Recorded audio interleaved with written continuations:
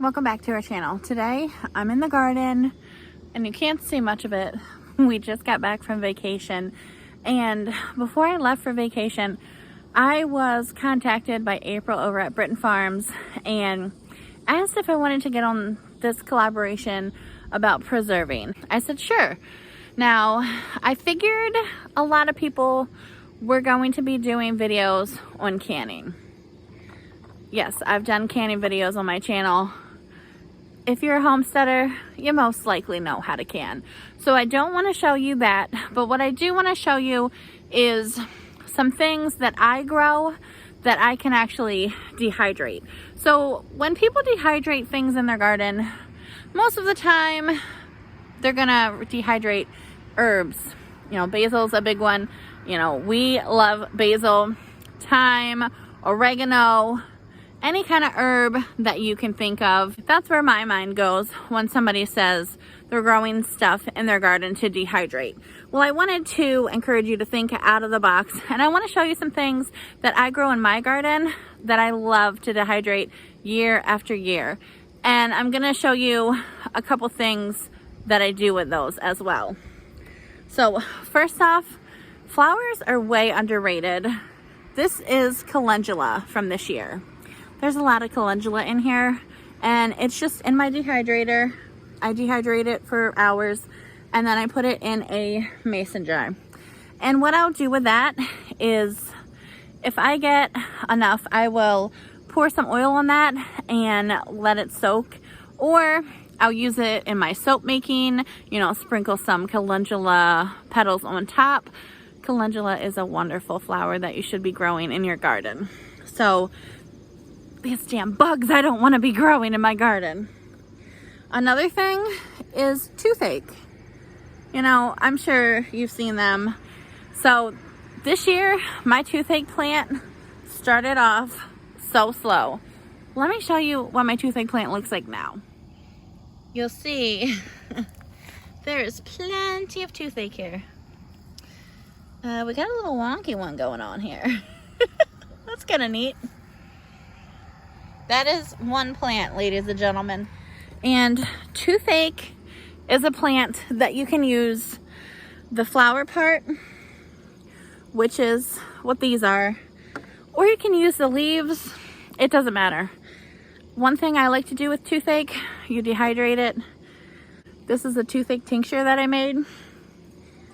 Toothache plant is very, very strong. That is another medicinal herb flower that you should be growing in your garden. This is marshmallow. These are just the flowers. You can use the flowers, you can use the leaves, you can use the root. That's another one of those great plants that you can use the whole entire plant. And then another one, which I didn't bring out to the garden with me, is feverfew. And I make a feverfew tincture with that. I think if you're not making tinctures, I really encourage you to try it, because there's so many things that you can make tinctures out of.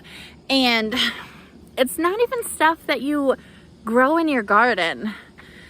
I want to encourage you to get out in your yard, in your land, at your parks, and forage. Look at this zinnia.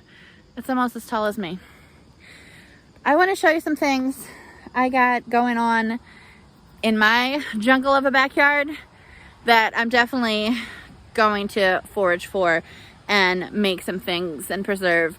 I want to make a salve out of something. Let me just stop talking and show you what I'm talking about. So along this back fence, it might look like weeds to anyone else. So do you see this stuff here with the yellow flowers? This is jewelweed. Do your research on jewelweed. Yes, some might consider it a weed. It has pretty yellow flowers, and clearly the bumblebees like it.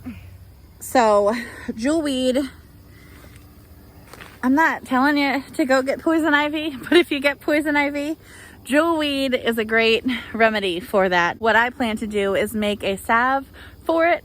Oh my gosh. Yeah. Okay, so we've been gone for 5 days and there was nothing here when I left. Holy shit, this is a loofah gourd. What? I'm sorry. That just surprised the shit out of me. Oh my gosh. And the sad thing is that I'm probably not going to be able to harvest it because our season is coming to an end. That's very sad. But that makes me so happy. Also, invest in some books and really read about wild foraging. I don't have any in my garden to show you, but we also have purslane here, and yes, it may be considered a weed, but it also has so many good properties. It's high in so many vitamins. It is so beneficial. Do your research. There's so much stuff that you can plant or look for in your town, in just the perimeter of your property. Do your research. Use what you have, what you didn't know you had, and ask your friends. Get books. Books have been my best friend when it comes to learning the plants on my homestead. The first year we moved here, that jewelweed, I had no idea. When it dries out, it's almost bamboo-like, and it was like filled with water. I had no idea what the hell it was, what it did, that it was so beneficial to keep in my garden. Same thing with the purslane. There's so much stuff. Please think outside of the box. Don't just grow the flowers. Don't just grow the herbs. There's so much stuff that's out there that you probably don't even know.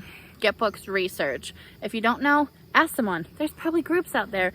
I am in so many damn mushroom hunters, herb groups. It's just insane. Even mushrooms you can make tinctures out of. It's insane. So please think outside of the box, and dehydrating and making tinctures is one way to preserve your goods. So that is going to be my entry for this collaboration. And get out in your garden and find something new that you have that you didn't know you had before. Thanks for checking out this video. We'll see you on the next one.